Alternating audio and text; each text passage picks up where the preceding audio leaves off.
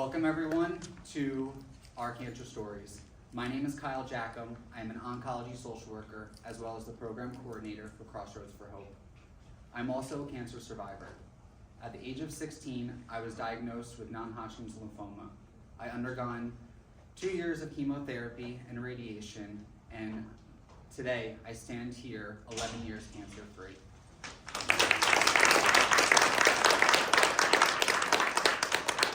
But this is just my story.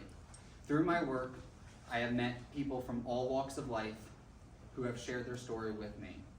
I have spoken and sat down with people who have expressed their fear of dying as they approach end of life.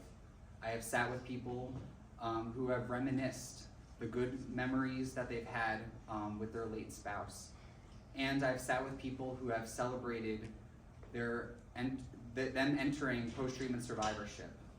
The journey you are about to embark on stems from the raw, powerful, honest stories of those who have bore witness to the impact of cancer. Some are happy, some are sad, some are filled with hope, and some are struck with grief. Unfortunately, statistically speaking, majority of us in this room right now have in some way encountered cancer, whether it's the role of patient, caregiver, friend, family, bereaved, or even someone who has a higher risk of developing cancer. My hope is that you walk away feeling empowered, inspired, captivated, and moved by each and every moment of Our Cancer Stories. I want to now introduce the director of today's performance, Jamie Harmon Taboni.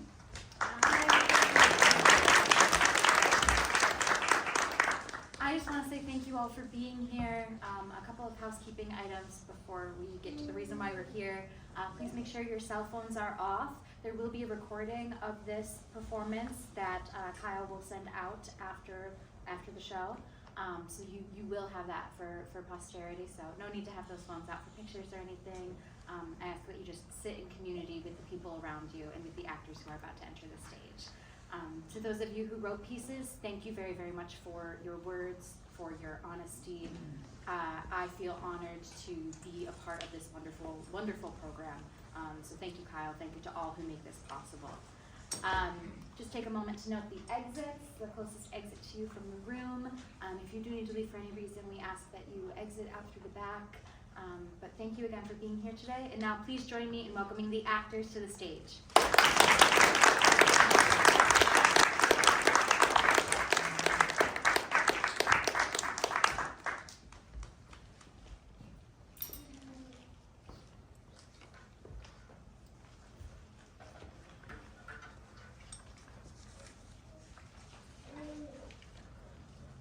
We all have those childhood stories of the boogeyman that are meant to scare children. Whether it's the version of the monster under your bed, the shadow in your closet, or the ghost that lives up in the attic. I faced my boogeyman at the age of 16, and now even 11 years later, I can still feel myself scared that it'll return. It lurks in the shadows, waiting for the follow-up scan results to show the slightest bit of abnormality. It creeps in during the anxiety attacks when any pain or discomfort is felt throughout the body. The constant worry and high blood pressure during each annual checkup only feeds it. You can't run from the boogeyman, it seems. I sat in the ER over the summer by myself and was immediately brought back to sitting in my hospital room at 16, hearing the words, "You have cancer." I prepared myself to dance with my boogeyman one more time. Post-treatment survivorship is something to celebrate. However, it comes with a long-term side effect that most don't understand and oncologists don't prepare us for, and that's the fear of recurrence. This is my boogeyman. What's yours? At the start of my senior high school, I was diagnosed with cancer. I was diagnosed with stage 1 breast cancer after a yearly mammogram and ultrasound. I had a biopsy, and it was positive for prostate cancer. I have been diagnosed with cancer 5 times in my life. Breast cancer in 1989, and endometrial cancer in 2015, and 2017, and 2 skin cancers. I am a survivor. My dad died of glioblastoma multiforme when he was barely in his 30s. My official diagnosis is prostate carcinoma. Doesn't sound good. Consultations with a breast surgeon, A second breast surgeon. An oncologist, a third breast surgeon, another oncologist, A radiation oncologist and a genetic counselor, second and third opinions, Mammogram, ultrasound, biopsy, another ultrasound, blood work, CAT scan, PET scan, uncle type testing, MRI, drifting in and out. my body poked and prodded. with only thin pale blue robes opened in front for protection. Outpouring of love and support. Family and friends rally. you are not alone.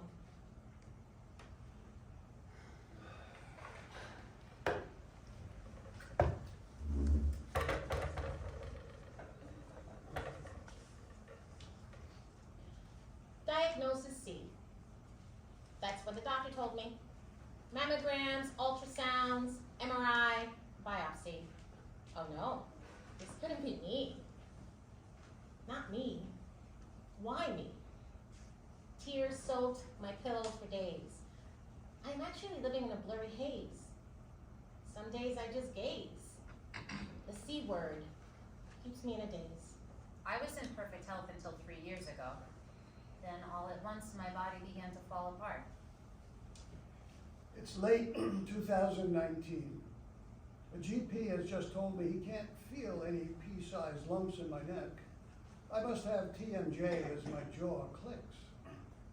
March 2020 sees the world locked down because of the new big C, coronavirus. In June, my neck is swollen, my ears misshapen, but I cannot get a GP appointment because of lockdown rules. And the doctor's office is so overwhelmed with so many people sick with COVID. I didn't feel ill, so I didn't make a fuss. I did manage to get an appointment with a dentist for a dental checkup, and as soon as they saw my face, they took x-rays to see what was happening. Discovered it wasn't a tooth or gum issue. Immediately, they made a referral to the oncology unit in the region, and within a month, the oncologist had diagnosed a tumor inside my parotid gland. An unreasonably warm January day, just 4 days after my 53rd birthday. You have cancer. What's the scariest thing a doctor, no wait, anyone has ever said to me? Disbelief, fear, confusion, wash all over me. Blood, my sinking heart. This can't be happening. A single mother of a 12-year-old daughter, she needs me. 3 years ago, 3 days ago to the year, my life changed. I recall the 4 words that were spoken to myself and my husband and the shock after. You have colon cancer, the doctor said. I just sat there, looked at my spouse, and tried to focus on the rest of the words the doctor said. I'm pretty sure I didn't hear much after those words were said. I remember walking to the car, talking to my husband in the car about how we were going to tell our 2 daughters and what our next step was. The first few weeks were filled with tying up loose ends, figuring out how to find the best doctor or hospital, and a constant fear of dying. My moods were vacillating like a portable fan, sometimes going on slow speed, taking the time to contemplate life as it had been. Other times it was on high speed, trying to pull it all together, canceling trips, doing what I needed to do for my job, calling doctors, trying to match recommendations from many different sources. It felt like I was going through a corn maze. Sometimes finding a way out for a few minutes and then feeling overwhelmed that time was running out. I remember crying with my husband, scared that I would never share our lives in our old age, never watch the girls continue to grow into young adults, not get to go to their high school graduations or college weddings, and just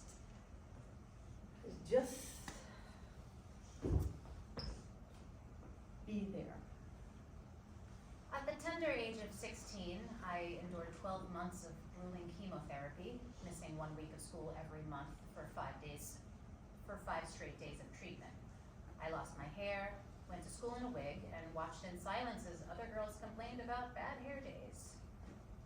As my classmates contemplated their futures, I prayed I would have one.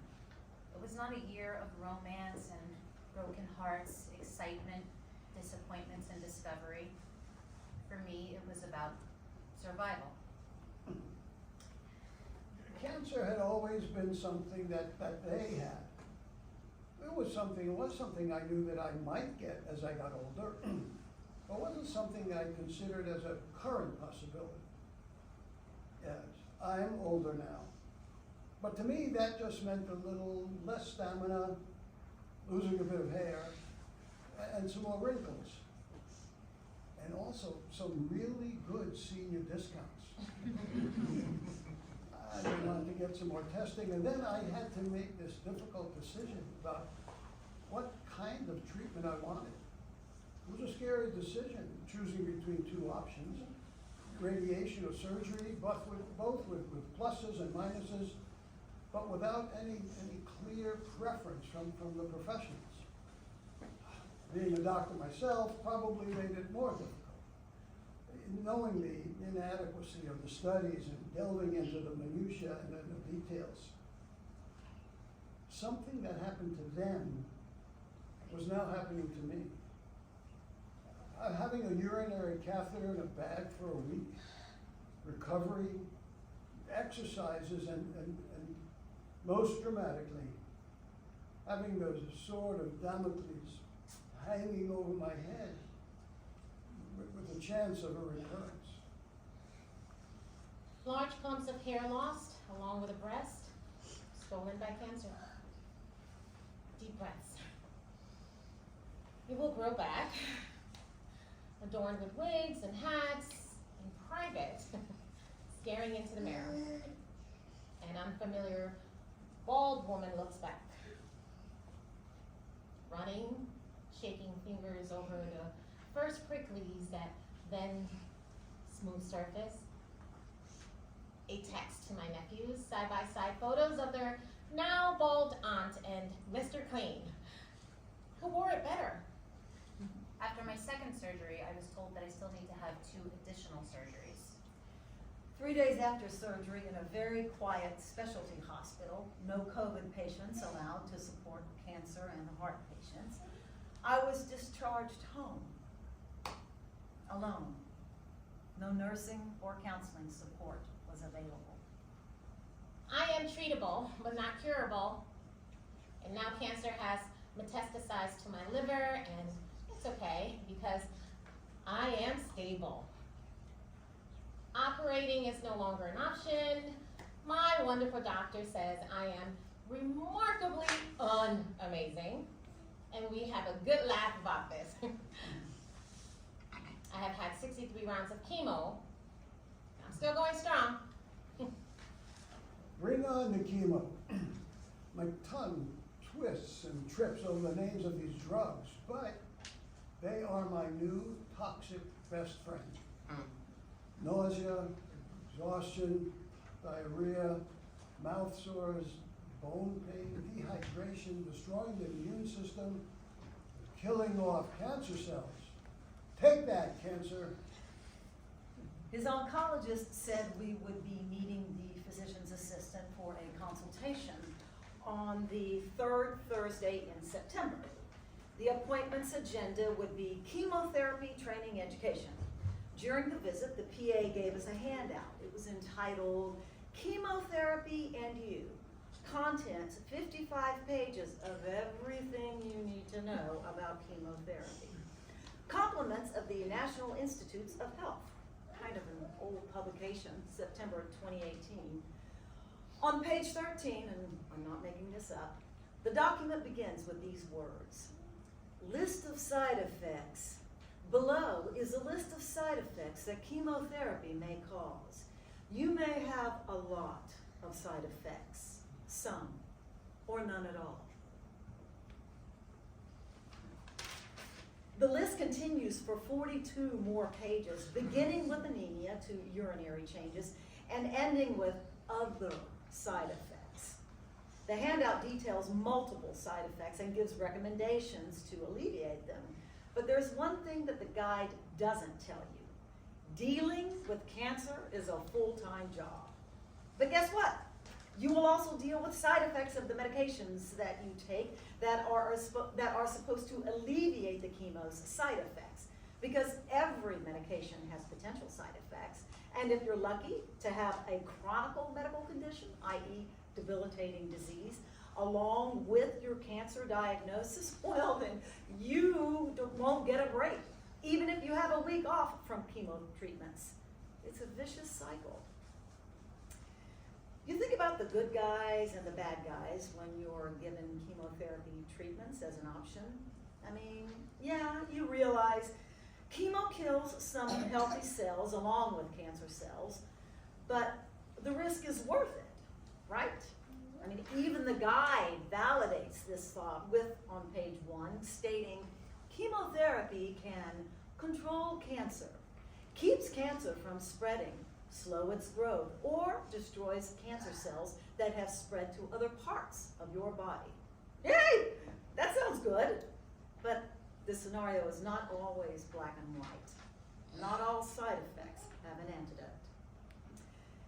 This would have been the more truthful statement to appear on page 13.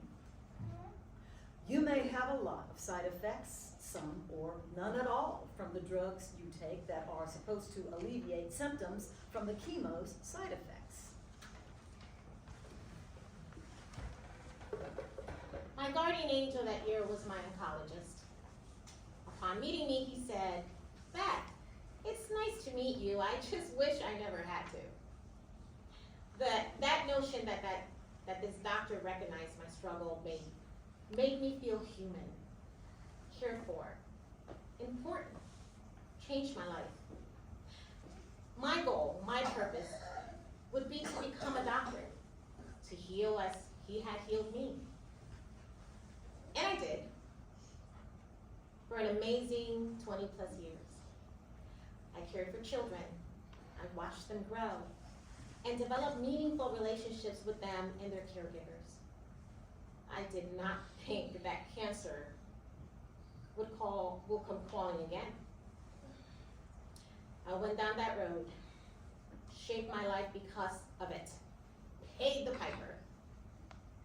So it seems like a cruel joke when I was diagnosed with stage 3 breast cancer. This time cancer robbed me of my career, my passion, my sense of self. I had to retire from medicine to receive treatment, chemotherapy, surgery, radiation, and more surgery. And despite it all, that I still progressed to stage 4 metastatic breast cancer, spreading to my pelvis and my spine, in addition to all I lost.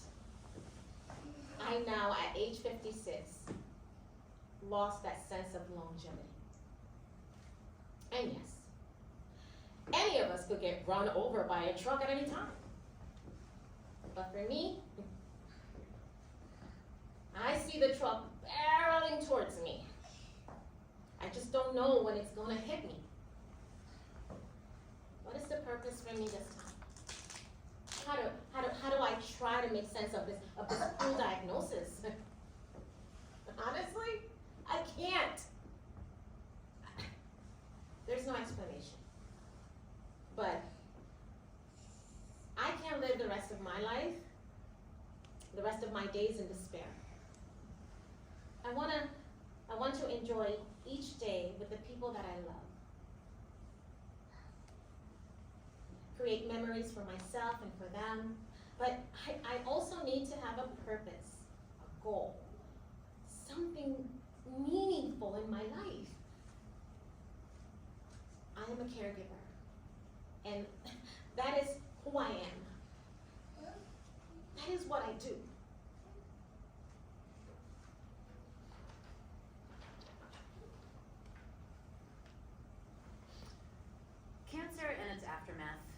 year in many ways. A new surgical incision, old scar, lost hair, pale complexion, lymphedema, frailty, mouth sores, increased honesty, gratitude, helplessness, and despair. It can ravage the body almost to extinction, and with sheer courage, internal strength, God's loving kindness, medical intervention, and support, patients return from the brink again and again, while others succumb.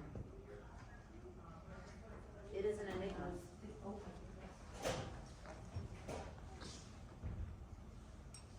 Cancer, the C word.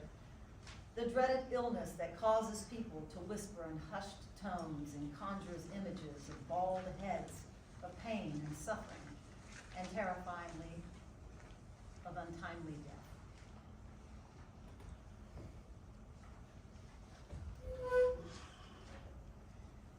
Death, they say, is a part of life, a natural consequence, planned or happenstance. It is not easy. It is not nice. It is not pretty. But what could it be? Upon others' advice, we learn to cherish moments to live, to be alive even in death. And we give of our hearts and our souls until there is no more.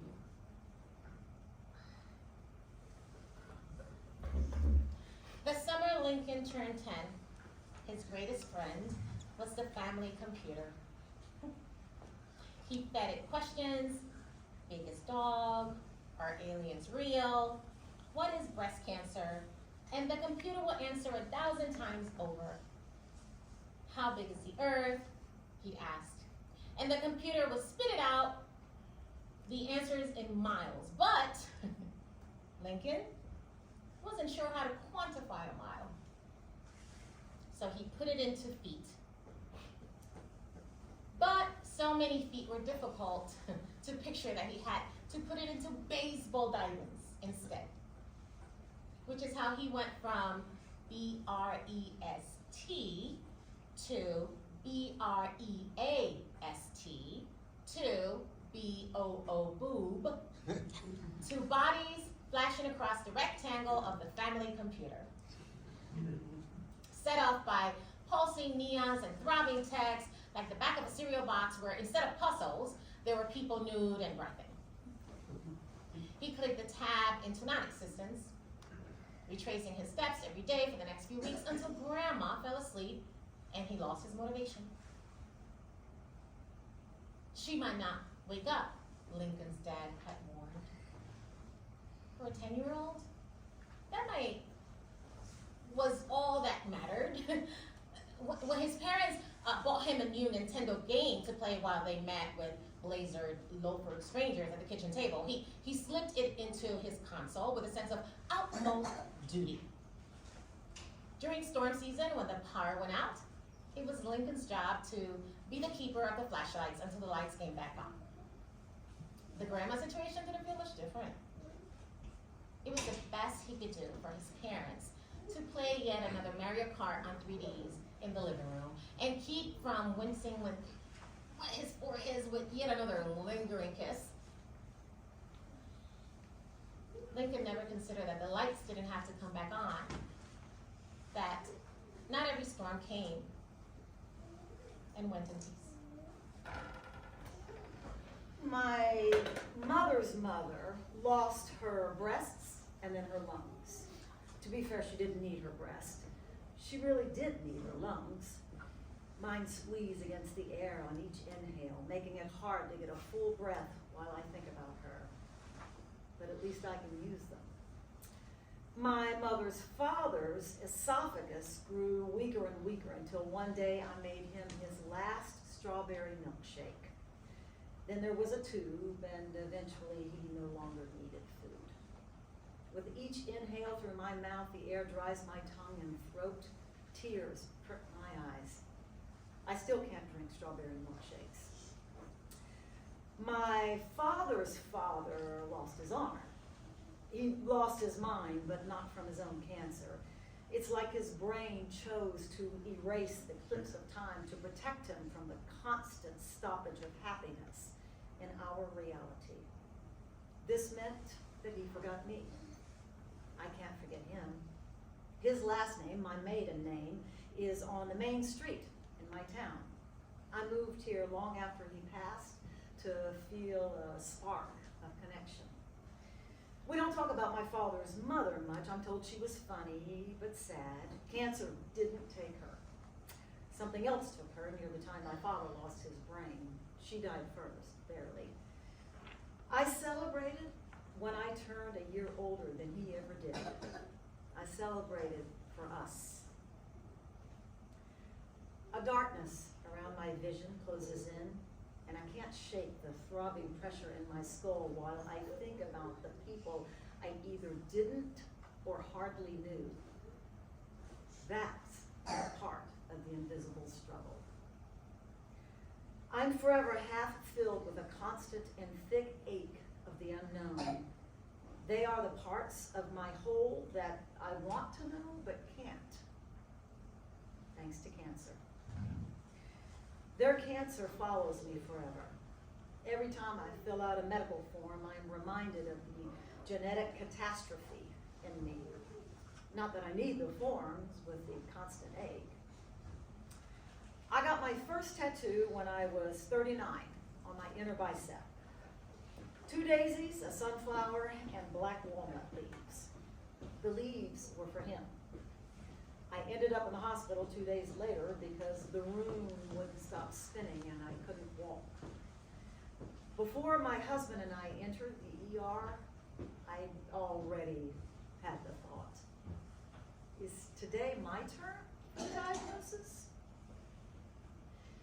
When we got into the exam room, I gave my medical history, and just like that, I was in the tube again, getting scanned for what must have been the 18th time.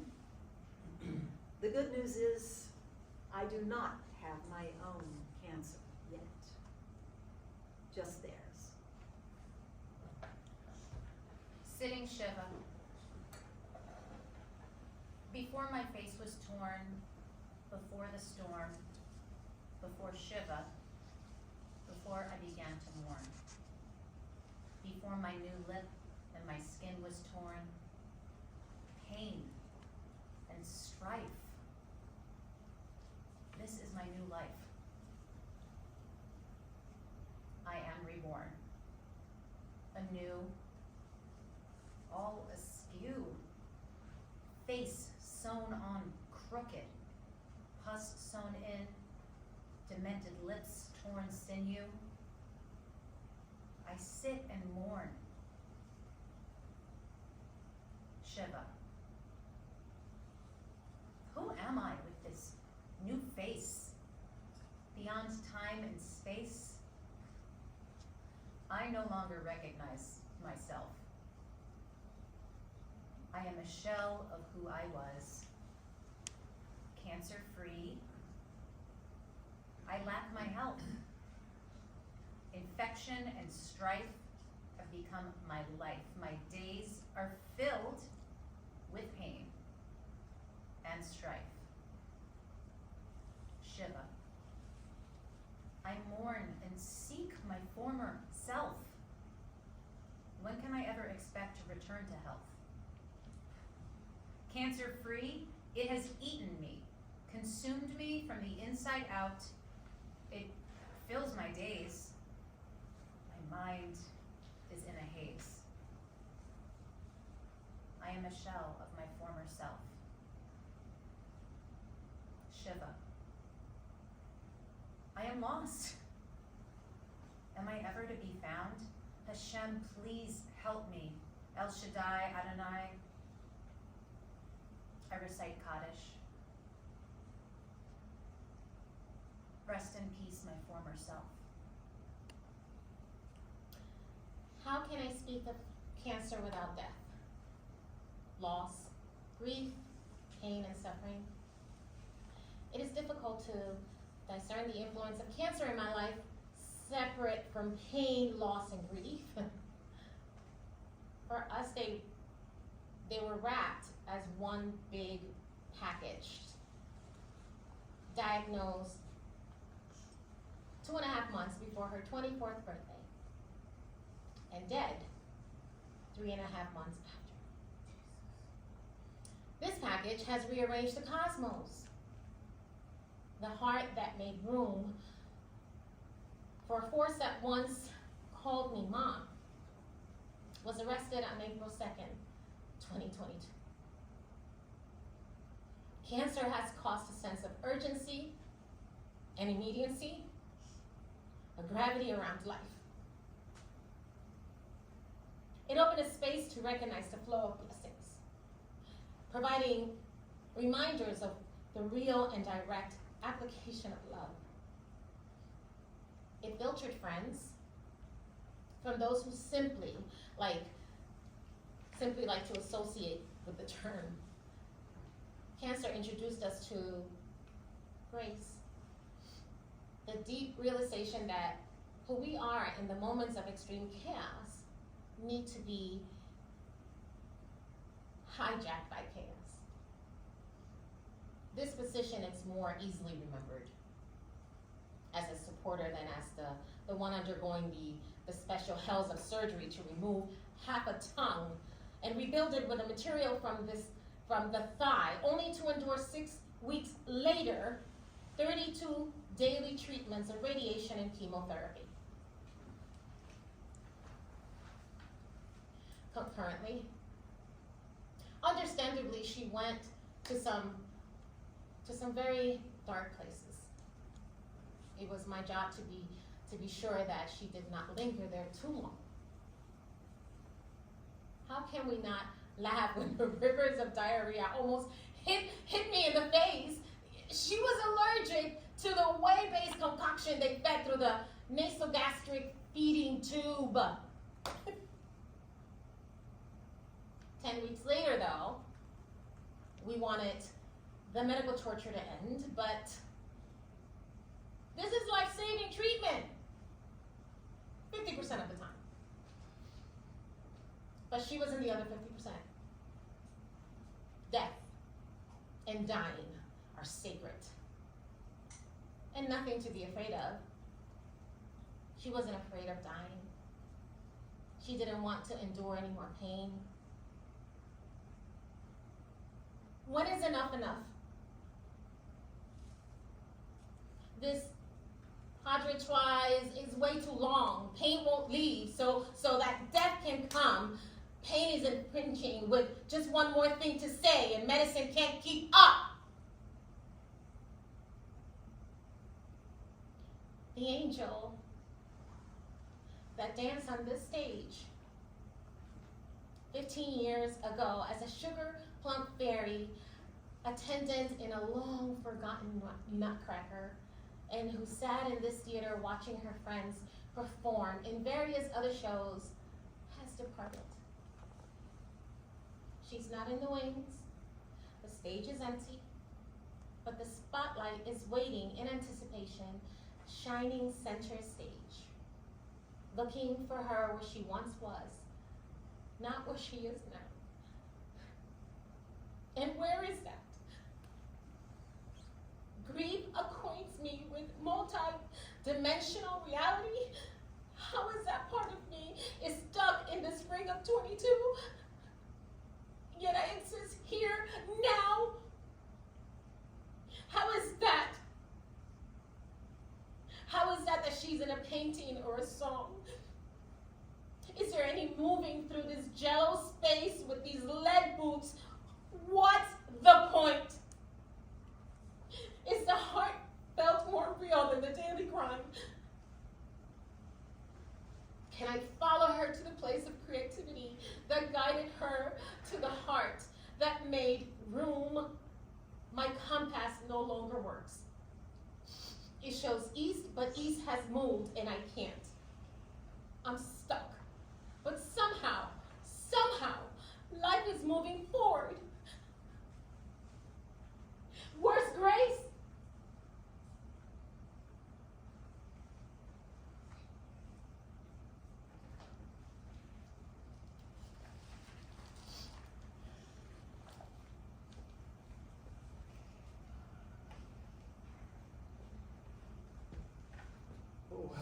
imagine holding you in my arms once more, to run in the sun, you walking by my side, to cherish the joy and fun we once had, to smell your coat one last time, which will never suffice.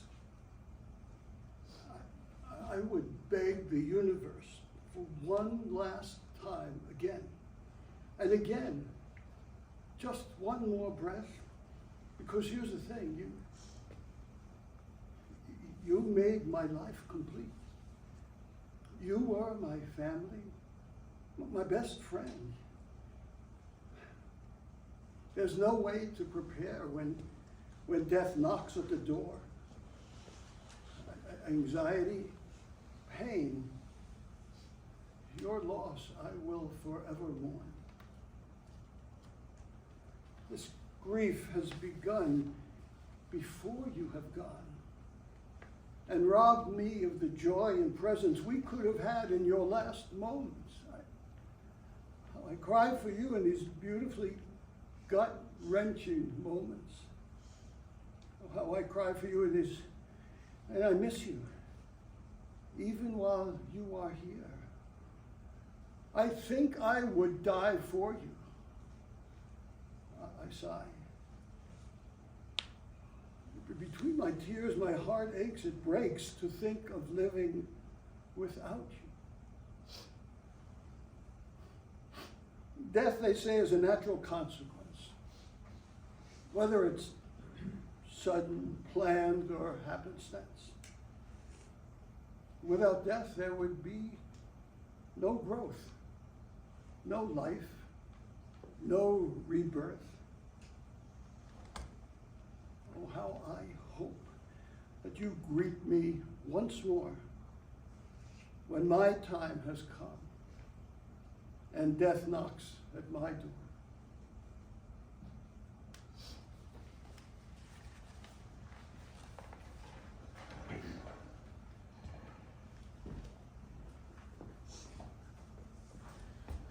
Papa's 1980 Cessna Skyhawk. Its snappy crimson stripes, brilliant against the classic white fuselage, sits in front of me in its tie-down spot at an airfield near Boston. A tear travels my cheek. I lick it off with my lip.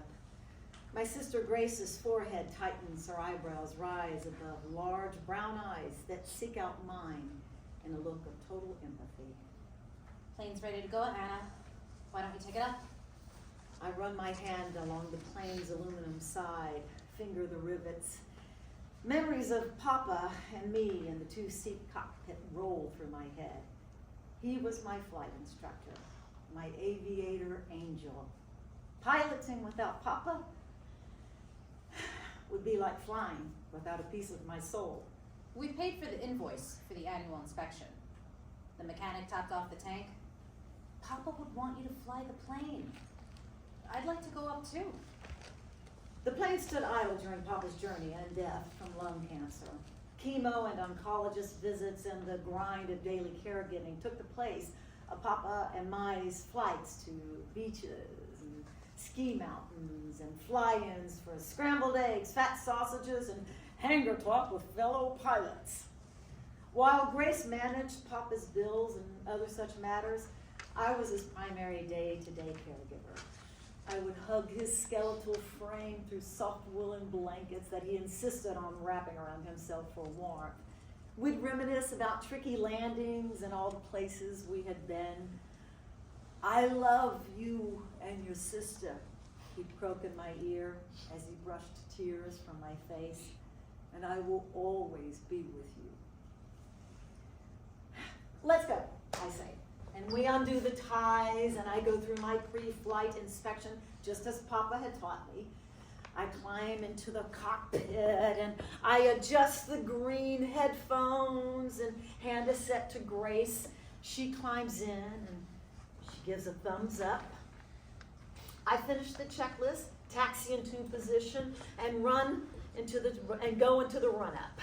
The engine roars, and it roars like a lion, uncaged now. I take off and I gain altitude, and then level out. Flying is like life. One trains, maps the conditions, follows the checklist, and expects the course to be smooth. Then it isn't. As we cruise into New Hampshire, menacing-looking multi-level clouds extend high into the sky in towers. They form and develop dark formations. Mammatus, they're called.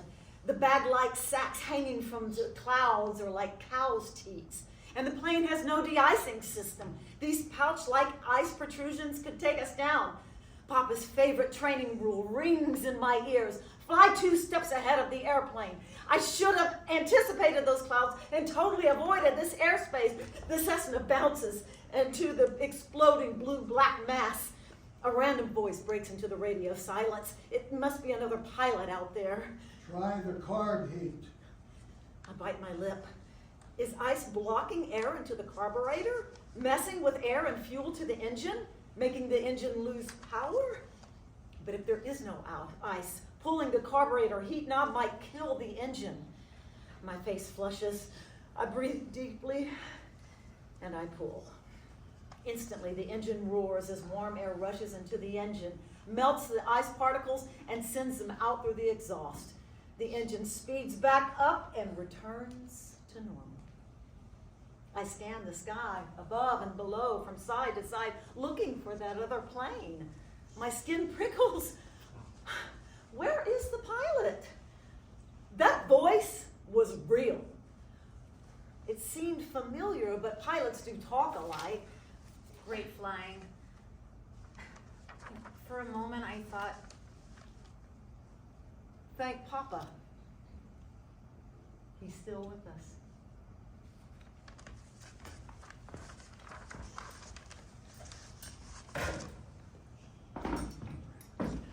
I was 11 when Uncle Alf died in London. He was 38. Husband and father of 3 children, around my age. I didn't know then that it was cancer of the throat.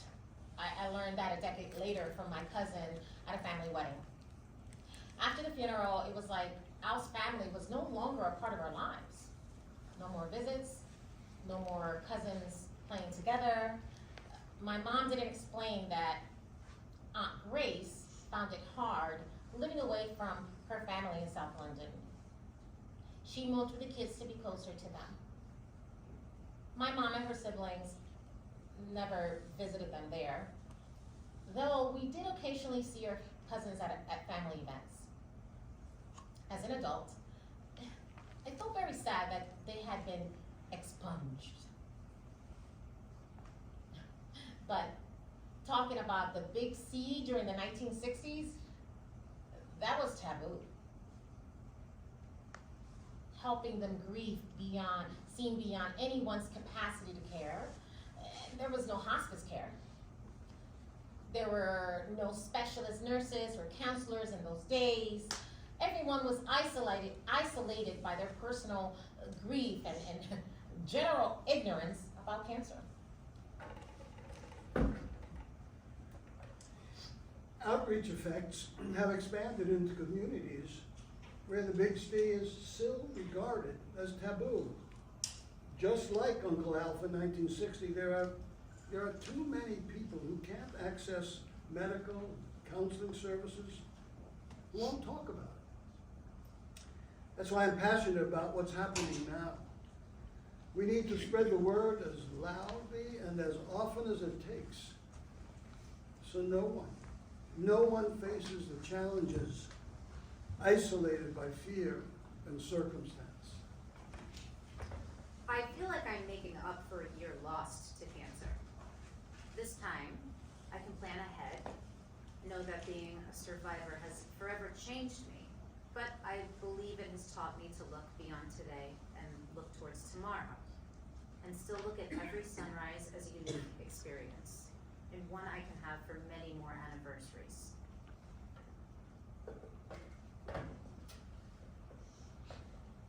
It did change my life. It did turn my world upside down.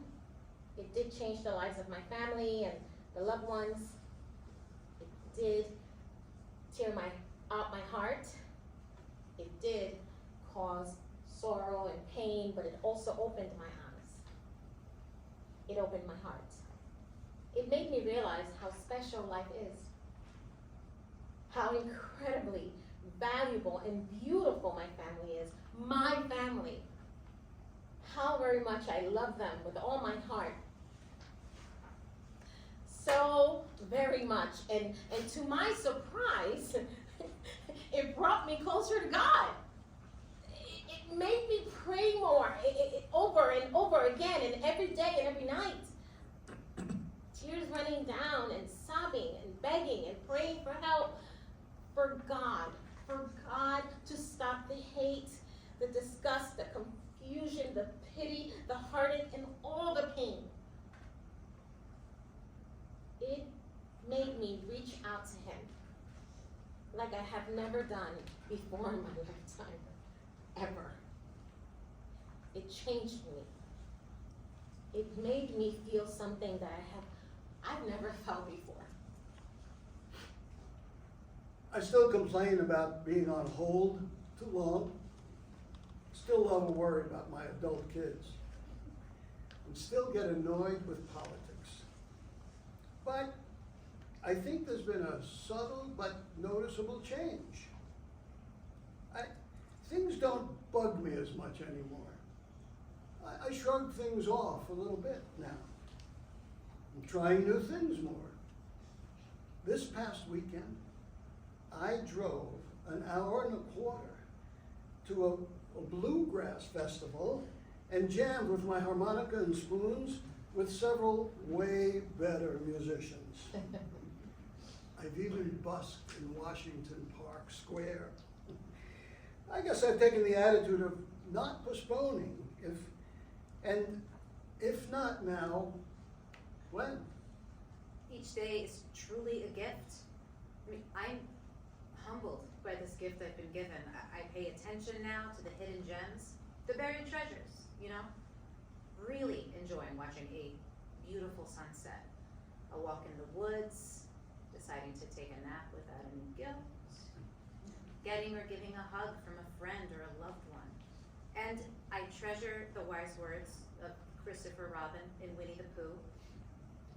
Promise me you'll always remember you're braver than you believe, and stronger than you seem, and smarter than you think. Yes, yes, and yes.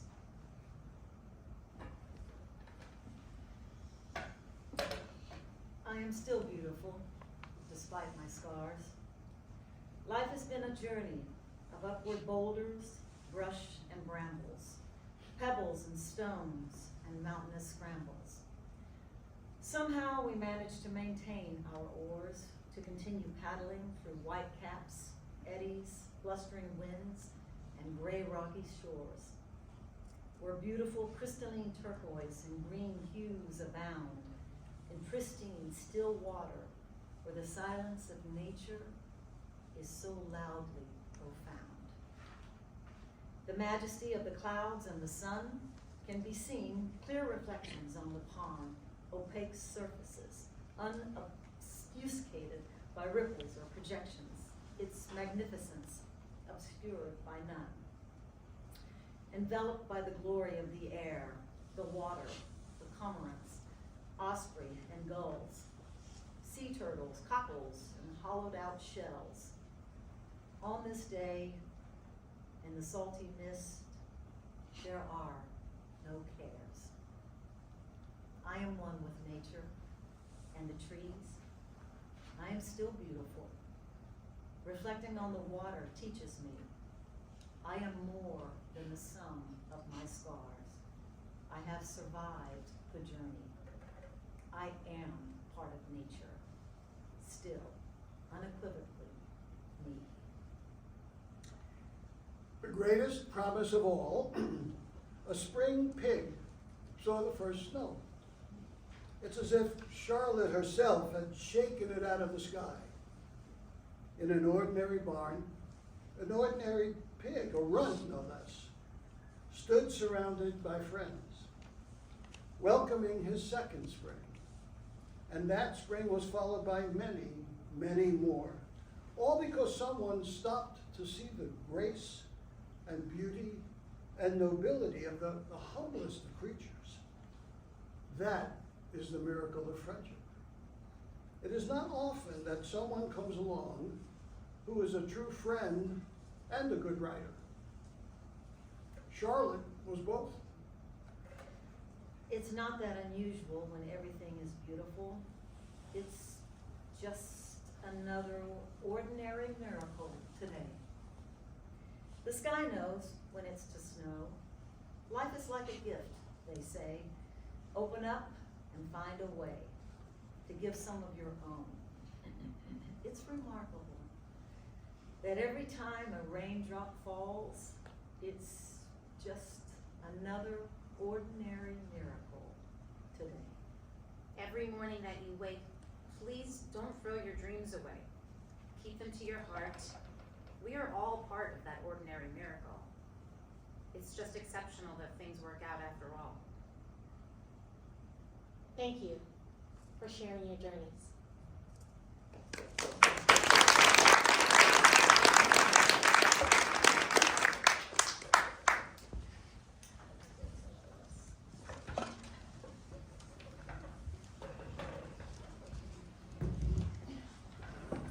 Awesome.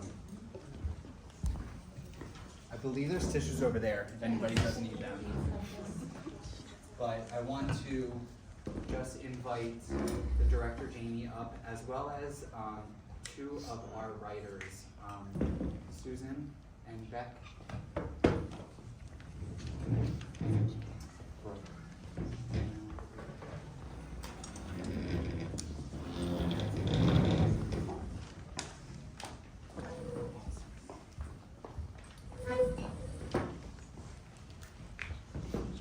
So, first off, I want to just thank the actors for such a wonderful job.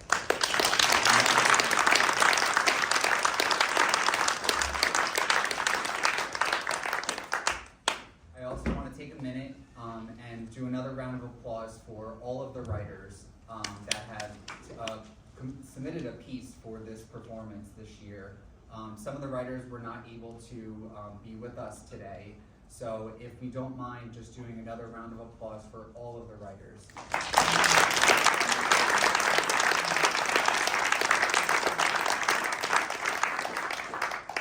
So this is a special portion of today's program. It's just a talk back really that engages the actors as well as some of the writers and the director.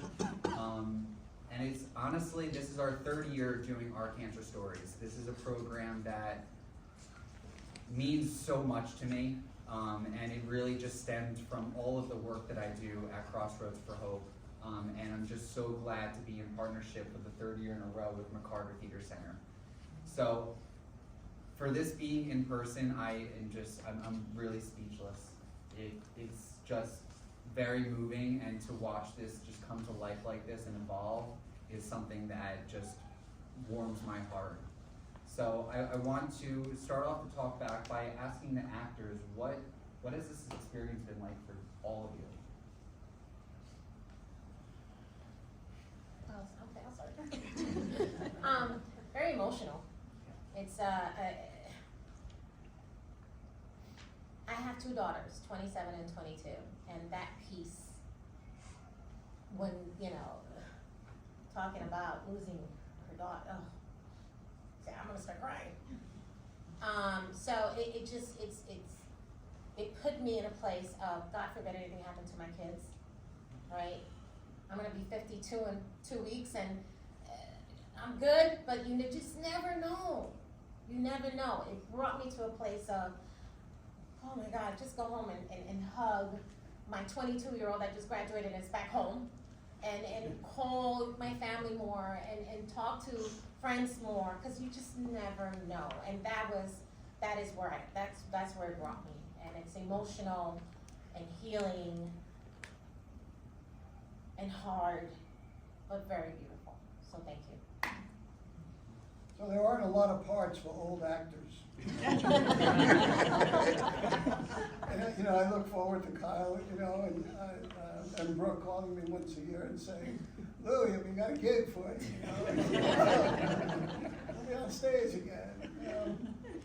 I would come back forever if I could, because it just, you know, just hearing these stories about the authenticity and the honesty and the resilience of the folks who have allowed us to portray them in their stories has been so inspiring and heartfelt to me that you just experience it over and over again, and doing these pieces to it. We don't know who the writer is before we get this. We've not met them. And just to try and connect with them a little bit, if we can, and honor their trust in us, it's a wonderful thing to be a part of. I know that this is your third year in a row that you've been with us, Lou. What has it been different each year? Yeah, so each year we the first couple of years we did this on Zoom. And so the way you do it on Zoom is you can have the script on your screen. It's right in front of you, so that the people who are on Zoom who are looking at it think you're looking right at them, but you're looking at your own computer. And the screen's right in front of you, so it's less of a challenge in some senses for an actor. And I think each year what's happened is the stories, at least in my experience of the stories, is they've gotten more emotionally raw each year that we've done this. And so again, you know, for an actor, you know, to be allowed to do this over and over again, it is, you know, while it's very hard, it's joyful. There's some joy in being able to do this, connected to the hope that ultimately some of these stories allow us to feel. And so and doing it live, it's very different to do it in front of folks who are sitting there than it is, you know, looking at yourself on the screen and, you know, hearing your wife say, "You want coffee?" So this has been just a wonderful experience, and we've had, you know, we get the script, you know, we got the script last week, and we only rehearsed it once today. We're starting at 12 o'clock and starting at 9 o'clock this morning, so we met each other and got the sense of who each other is, and then performed for you folks. So there's an intensity about it in that way that's been, again, it's just a wonderful thing for us to be able to do, and I hope, you know, doing it in front of an audience will be part of what we're able to do as you guys move forward with, you know, the care and sort of amazing stuff that you do in your organization. If you could, as an actor, say something to one of the writers, what would you say?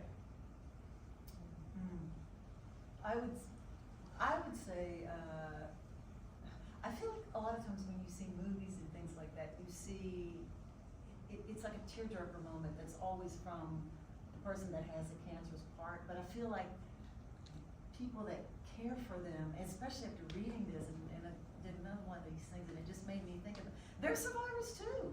You know, that's hell to go through that. And, you know, you don't just go through it, but then you have to watch your friend die. And I thought there was a lot of moments in it that really, just really rang true. And I love the notion also in the one piece about the person that had so much cancer in her family, and just that constant, you know, and the notion somebody else wrote about the boogeyman and how it's like once you have it, it's a constant fear in your life. Yeah, that's just an interesting. Yeah, I mean, kind of piggybacking off of that, like reading the words and the pieces, just, they're just so raw, very beautiful, and just very brave to put it out onto paper, because I think, you know, sometimes I'm writing something that has nothing to do with anything that's, you know, something that's completely silly, and I'm like, oh my gosh, this is so scary, right? You know, writing as an art. So these pieces, I was just so moved by so many of them, and I really feel very humbled and honored to have been able to be a part of it today and to try and do service to what was written. So it was really just a wonderful thing to be able to read them and be a part of it. Anyone else? I just, as far as what I would tell the writers is, thank you. It is just, like, everyone has been saying it's very raw and very brave and very private and personal. Yeah. And you're just putting that out here, which it's not easy.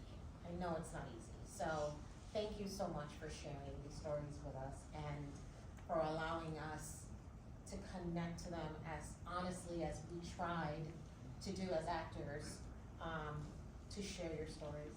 Thank you. Thank you.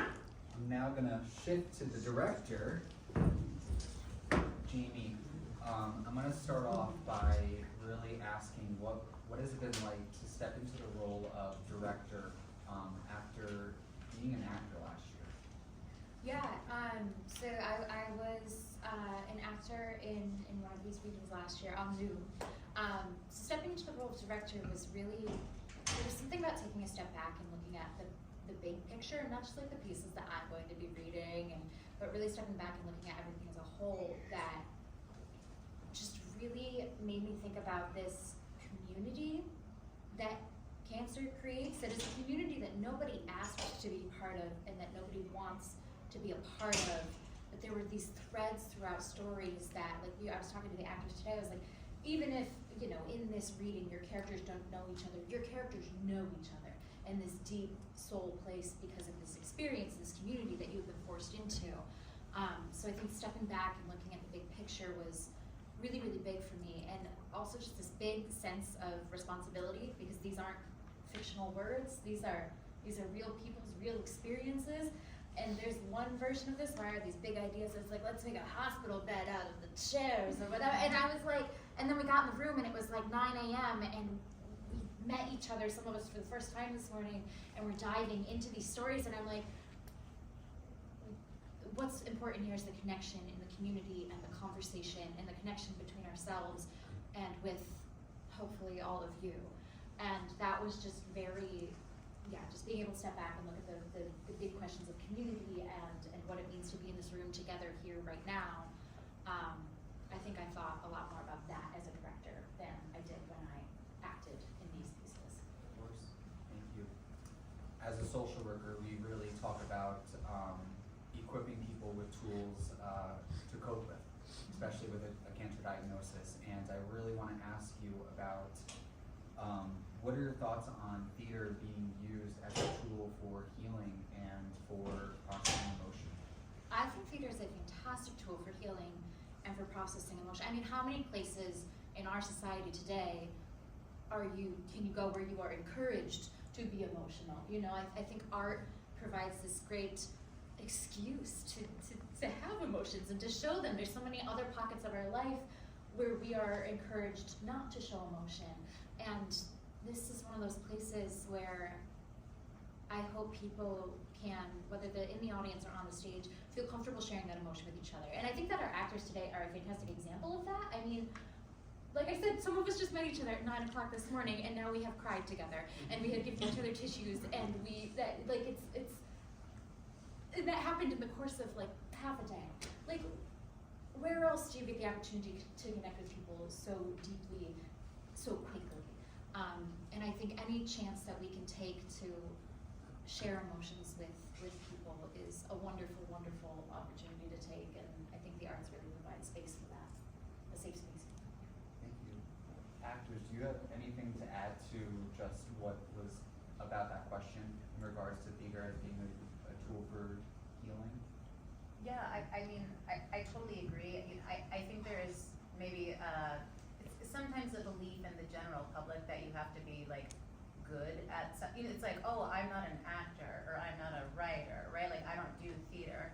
But it's not really about that, you know what I mean? It's like, okay, let's like get a group of people together, we're gonna do a thing, and we're just gonna do it. And I think that this is a great of just making something happen, right? And like just getting a group of people together and let's make something happen. And I think the more that can happen in communities, even in non-traditional theatrical spaces, non-traditional art spaces, somebody writes something, hey, let's, I'm feeling upset about this thing, I wrote this poem, do you guys wanna come over and like order pizza and like read it with, you know what I mean? I just think it's, the more we can do stuff like this, the more it can kind of filter out into the rest of communities in the world, that people can be a little more soft and open to allow emotion into those other kind of areas of life that we might not traditionally portray them, but yeah. And to know that you're not alone. Yes. I mean, there's so many of these things that like we don't talk about. Like there's the piece about Uncle Alf and how it's taboo to talk about, like how this is a space where you can talk about those things and you can know that the people next to you in the audience are hearing the same message and maybe processing it in a different way, but like we're all going through these emotions together. Yeah. It's interesting that you said that too, because in that piece, I think you say, this wasn't, you didn't say the big C, right, in the 1960s, you know what I mean? So I think like having something like this today in 2023, you wonder, were there opportunities like this to really kind of merge the creative and the healing arts, right? 10, 20, 30, 40, 50 years ago, and it's exciting that things like this happen, and just like how can we do more of them, and how beneficial could it have been if maybe it was happening a bit more then? Show humanity. It's because it's just been taken away so much, by so many things going on around us, AI and everything that's going on. It's like humanity, right? Let's just be human. Let's be ourselves. Let's be raw. And I just feel like that little by little is being taken away, little by little, by technology, by everything that's going on. It's just, so to share this, I feel theater for me, it's my first love as an actor, and I just feel like, like you said, just coming together and writing stories and sharing them, and whether it's poetry, whether it's a play, it just shows us being human. And I think that that's just going away, and it shouldn't. So. I think it's an hour and a half without cell phones. It's gotta be good for everybody. And how could that not be good? I'm going to turn to the writers now, and I'm going to ask you both, what was it like watching your piece come to life? Could you say which pieces were yours when you talk about it?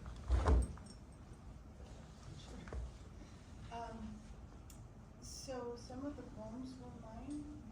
Preparing, I'm Still Beautiful, and Sitting Shiva were my poems, and it was very, very emotional to see my work performed here. I'm still kind of not in my body, still kind of disassociating from all of this, from all of your stories. Well, and from hearing my own work read. You all did just such a lovely job in bringing everyone's story to life, and just to hear what everyone's gone through, survivors and families who are also survivors, just really touched my heart. So it was almost, I guess, to answer, surreal to hear my work presented here today. Thank you all so much. I'm grateful. It just means a lot to hear my words spoken. Thank you. So I'm back. Thank you for reading my piece. I'm the one with a large portion of my family who has passed from cancer. And it's weird because when you're writing it, before you submit something, you're like, oh, this isn't really great. How can this come forward? And then you're hearing it back and you're like, okay, this is intense. And so I dragged my aunt with me as support because she's been through this journey with me for a long time. But like just hearing you guys put it forward and just connecting to some of the other stories in ways that were not included in that piece because some of it was very raw. It was just very emotional and very intense, and I appreciate you each for taking that on because I know it takes an emotional toll on you and a physical toll on you when you go through those stories also. Beth, was there any other moments or pieces that you have heard today that you could relate to also? Sure. So, I'm gonna mix three of them together, and I don't know who the writer is, but the taboo topic, the side effects piece, and the child piece. My youngest daughter was born with a growth on her eyelid, so they handed me my baby, and I saw it on her face due to my family background. And it was immediately. Sorry. Don't apologize. She's like 6 months out of treatment at a CHOP. And so each of those pieces hit really hard, and interconnected with kind of what was happening. But like, yeah, so before I submitted, I was like, I'm not a survivor of treatment itself, but hearing the other stories is super helpful. But yeah, they resonated and they hit hard. And clearly certain things are still very raw because we have to go back for checkups with the Children's Hospital of Philadelphia in Princeton. And so yes, they did interconnect and they did hit. And I just appreciate hearing the other ones because I know other people have been through it. And luckily we're on the 50% positive side.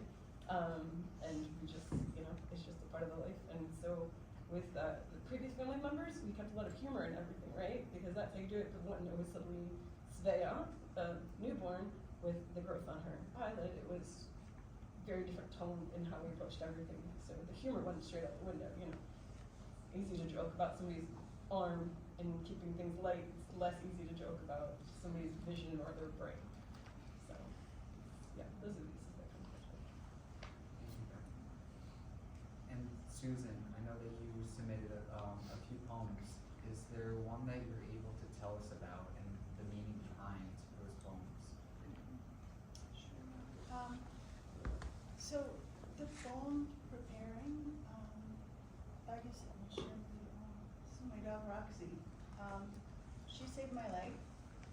She got her cancer diagnosis just a couple of weeks before I did.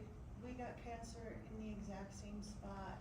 So I didn't know I had cancer. And she grew a tumor right here below her right lower lip.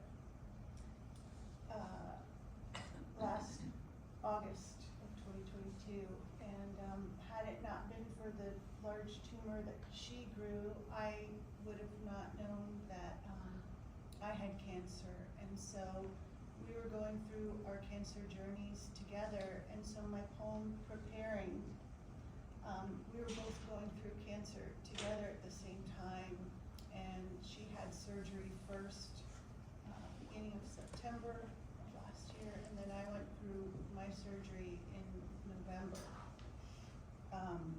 So I was preparing for her death, was the meaning of that poem, because